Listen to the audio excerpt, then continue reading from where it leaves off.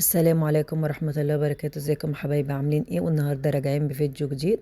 فيديو جامد اقسم بالله، احلى من الفراخ واحلى من اللحمة.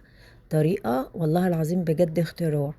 تعالوا يلا بقى نشوف الوصفة هنعمل ايه. انا جبت هنا هوت 3 حبات من الطماطم زي ما انتوا شايفين كده هوت 4. وهنزل ب4 فصوص توم، هنقلبهم لحد ما يتحمروا كده وياخدوا لون معايا.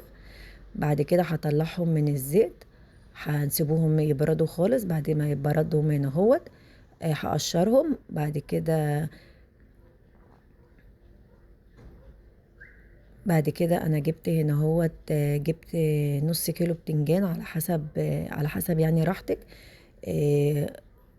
قطعته بالشكل ده كده اهوت، ونزلت عليه بملح وغسلته وصفيته حلو كده من المية. بعد كده رشيت عليه حبة دقيق. وهنا هوت بقى معايا الزيت، هنزل بالبتنجان. عايزه اقول لك الطريقه ديت ما بتشرب، اقسم بالله ما بتشرب زيت خالص. إيه والبتنجان بيطلع معايا مقرمش وجميل. والله العظيم الوصفه دي اختراع. انا طلعته هنا هوت في مصفى بصفيه من الزيت خالص. بعد كده جبت بقى الطماطم بعد ما بردت وقشرتها، هقطعها حتت صغيره خالص على قد ما تقدري صغري.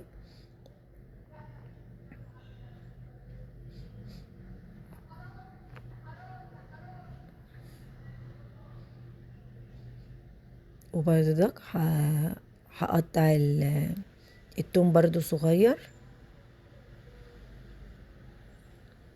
انا بقى معايا طاسة على النار.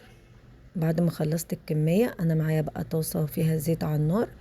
نزلت بقرنين فلفل حامي براحتك، حامي بارد. وقطعت او تهرسي التوم على حسب رغبتك طبعا. بعد كده هنزل بالطماطم في قلب الطاسة. بعد كده هنزل بحبة ملح وكمون وحبة خل. مش قادرة اقولك بقى الريحة ولا الطعم، والله العظيم تحفة. جربي الطريقة ديت مش هتندمي. انا ندمت ان انا ما زودتش، بس انا كان عندي اكل جنبه.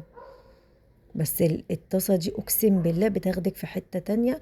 وانا عصرت هنا هوت ليمونة كاملة. وهنا هوت بقى بصوا المنظر، البتنجان تحفة ولونه تحفة. وما بيشربش زيت خالص. الطريقة دي جربيها، ما بتشربش زيت خالص. انا غطيت عليه. وهنا بقى نزلت بالبتنجان عشان يتشرب من التتبيلة القمر دي.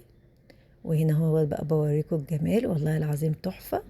انا ساعة ما عملته قعدت اكل فيه من جماله. وبكده يبقى وصلنا لاخر الفيديو. ان عجبكم الفيديو ما تنسوش تدعموني على صفحة أميرة مجدي. بحبكم في الله، والسلام عليكم ورحمة الله وبركاته.